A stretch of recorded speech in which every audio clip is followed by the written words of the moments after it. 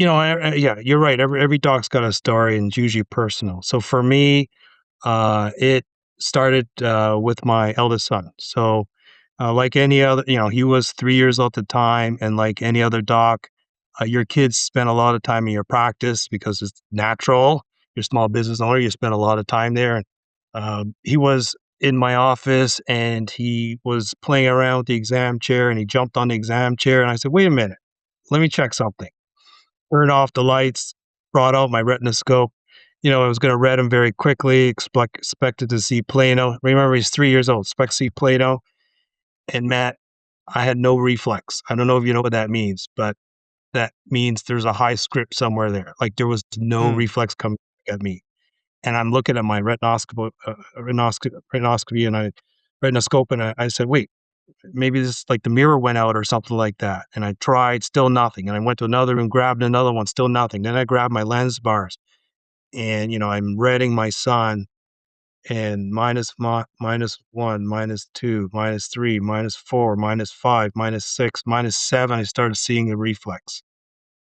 I neutralized them at -10. Okay. Yeah. So you can imagine what's going through my head. Now remember, I don't think this is 2002. Hmm. Okay. 2002. The reason why I brought that year up because it's important. So then, and I read it the other eye, and it was like -6. Now, what do we know about the myopia world? Not too much in 2002. Okay.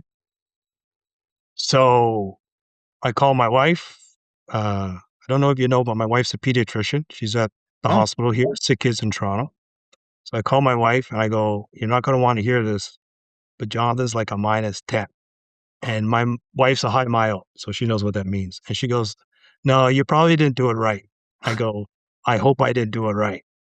So right. she calls down to head of ophthalmology at SickKids, gets him in the next day. You know, when it's your child, you're pulling the strings. See the chief of staff, and he starts reading. And in my heart, I'm saying, "I hope I screwed up. I hope I screwed up."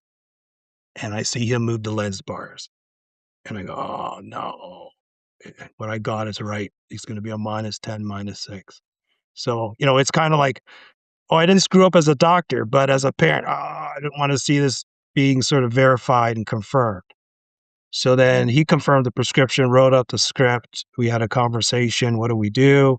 I think he arranged for some genetic testing. And obviously, the question is, so this is always going to get worse. What can we do to slow it down? We don't have any treatments available, and there's no evidence that any treatments work. Okay? It's from the top children's hospitals in the world. And he's right, because Adam's study didn't come out till 2006. So we really didn't, unless you are a practitioner, which was way ahead of the curve. But being a teaching hospital, you can only treat according to the data or what the studies tell you. And there was no real evidence that they could recommend. So I said, well, okay. So that was a very depressing day. Fast forward a week, I said, you know what? I'm going to bring him to Waterloo, my school, see my professors. There's got to be something we can do. Right. So, by then I was already got glasses, right? He's a very cute kid, but really thick lenses, right? I take him to Waterloo. And there's a number of professors, the pediatric professor, the BV professor, and he had all these assessments. He went through a lot of tests. He was a really happy kid. It was like all these machines. He's great. He was so happy to try them out.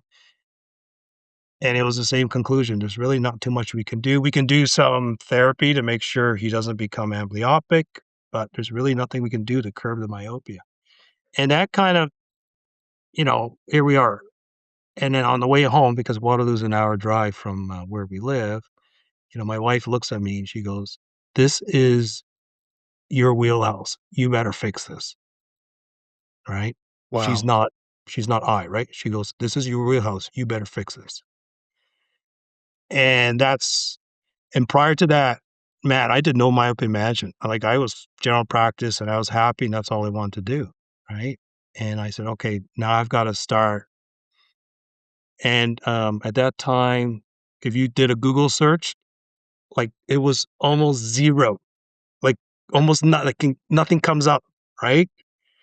and you try to look for talks. You try to look at any meeting of anyone who's gonna talk about controlling myopia. 0, nothing. No one talked about that stuff. We were into diseases at that time. Let's treat glaucoma, anterior segment disease, uveitis. Everyone was into therapeutics. That's what the transition was. So, fast forward, obviously the script's getting worse. Thank goodness the genetic testing came up negative. There's no syndrome associated to his high myopia, which is what I was worried about. But, as a parent, you felt helpless because there's nothing I can do. And as an eye doctor, I felt even worse because this is my wheelhouse. I couldn't do anything. So, fast forward a number of years and, I know Dr. Chow, so we connected with Dr. Chow. He fit him with Ortho-k lenses. He wore them for a couple years, but couldn't really tolerate it for comfort and his lifestyle. So then I ended up fitting him with multifocal soft contact lenses.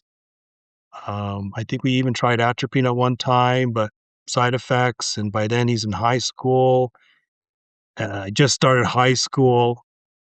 And then I think it was grade 7 or grade 8. And he wakes up one day, he says, "Dad, I can't see out of one of my eyes." I go, "What?" I thought he was joking. "What are you talking about?" He goes, "I can't see. If I cover this eye, I can't see anything." Great. Rush to the office, dilate him. He's got a huge macular hemorrhage, right? Like, we Wow. talk about these cases all the time, but it's different when it's your kid, Yeah. right? So I'm on the phone with my retinal doc, and I said, "This is what I got." And, I've got great relationship with my retinal docs, and she goes, "Bring him in right now." So I canceled my whole day, bring him in. And, I don't know if you've ever been into a retinal practice, but the average age is like white hair. Mm. And there's this little kid, or no, he's grade 7. So there's this young teenager sitting there with his dad. It doesn't make sense because people are trying to, like, how, like, are you here with your parents? Like, why are you here? And no, it's for him. And she confirmed it, and he got his first injection. Yeah, Wow. as a grade 7, he got his first injection, and we're monitoring. So the vision when he couldn't see anything was like 2100, 2200, and thank goodness the injection was very effective and got down. His vision got back down to maybe 2040, which is where it was before all this happened, because that eye now is like a -14, -15 now. Okay. So that was that. And then, further down the road, again, he wakes up, he goes, "Dad, I'm seeing like flashing lights. Like, Oh my this is not gosh. good." Yeah. Back to the office, dilate him. Now he's got retinal holes in the periphery. Call my retinal person. She says, "Send him down." We send him down. He gets lasered right away. Right.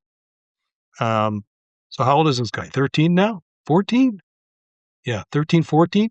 And he's had injections and laser. Okay. Then we fast forward a little bit, and well, maybe a couple years ago, he again says, "Dad, same eye again. I can't see." Same process again. Go see, check, verified in the office. Now I got all the fancy tools, right? Now I've got the optos. I got everything. I got OCT. Send all the images down. Boom, gets another injection. Uh, Vision now is kind of restored. It's not as good as before, but it's functional. Thank goodness his other eye is 20/20. He's now 27 years old and has had ICL, so he no longer wears glasses or contacts. He's had the implants, which has been a game changer for him, but that doesn't change the fact that he's still at high risk for retinal disease and eye disease, right? And he's got a lot of thinning of his eyes and a lot of stretching back there. And, I cringe every time I look at his retinas, hoping that I don't find anything new, right? Right. So that kind of like, that's how I came into myopia.